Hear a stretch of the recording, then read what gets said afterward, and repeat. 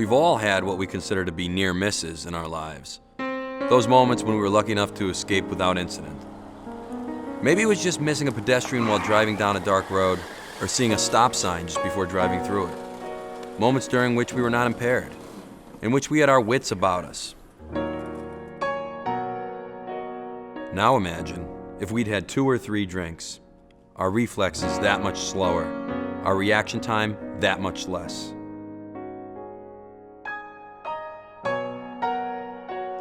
The first time I came to, I was in the hospital. I was kind of confused as to what was going on. I was asking why I was there and what happened and who people were that I should have known. And I found out that they kept telling me I was in an accident, but I was in denial because I didn't think it would happen to me. I'm Dan Cassidy, and I'm the survivor of a drunk driving accident.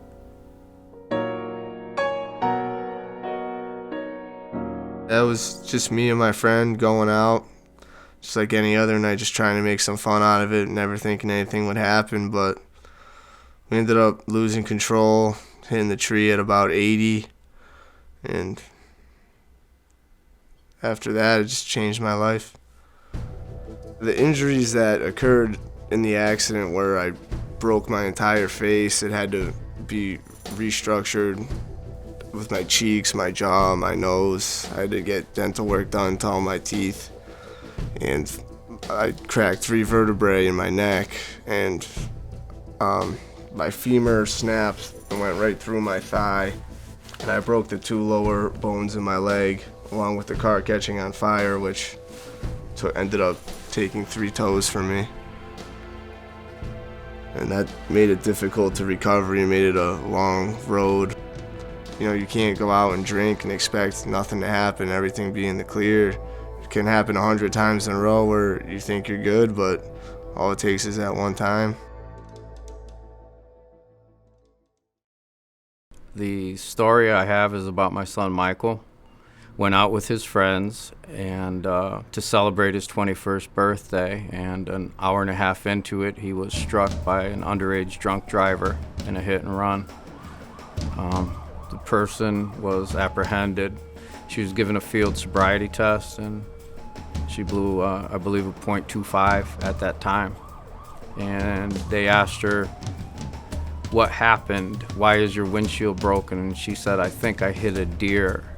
And they looked in and they could see part of my son's scalp and blood on the front seat of her passenger seat of her car. And they told her, "No, you hit a human being."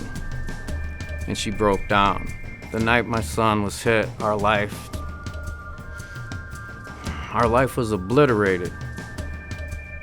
Later on, what we found out about the girl was that she was just a very good girl. She didn't have as much of a traffic ticket against her or anything.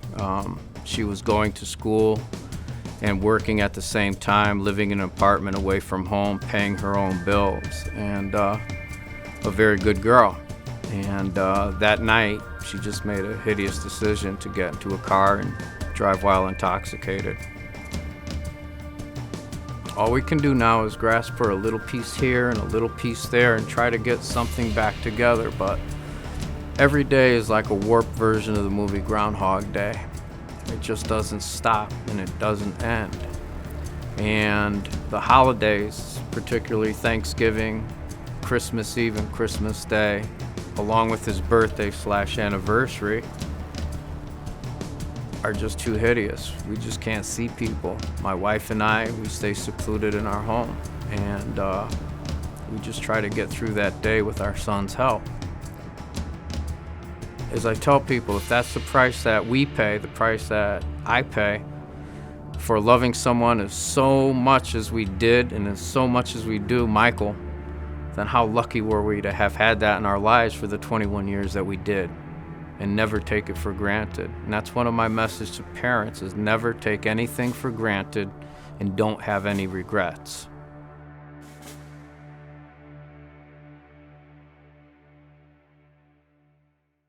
One thing I've learned is that alcohol can totally make you a different person for the time being that you're on it.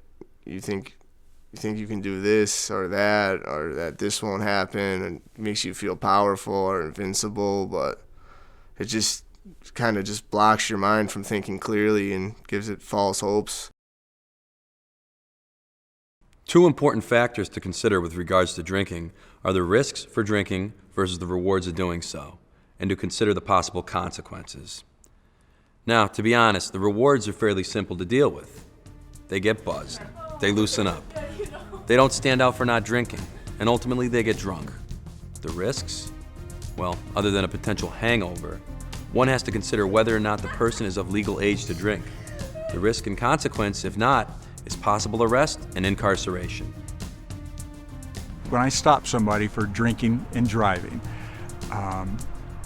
and when they failed those field sobriety tests, and they know they're about to get arrested, I've had people begging and pleading and crying for me not to arrest them. And as bad as I might feel for them, I can't rewrite the law in that situation. We're going to arrest you. We're going to read you your rights, just like you hear on TV. But for the first time, it's going to set into you that those rights are being read to you. That's a terrible feeling. You're going to be searched. You're going to be put in a cruiser and taken to the police station. You're going to hear multiple doors closing and locking behind you. And maybe for the first time in your life, your freedom's gone. You can't leave. It's a very embarrassing, humiliating situation, because part of the booking, we're asking you about your family. You've got to provide all this information for us during booking.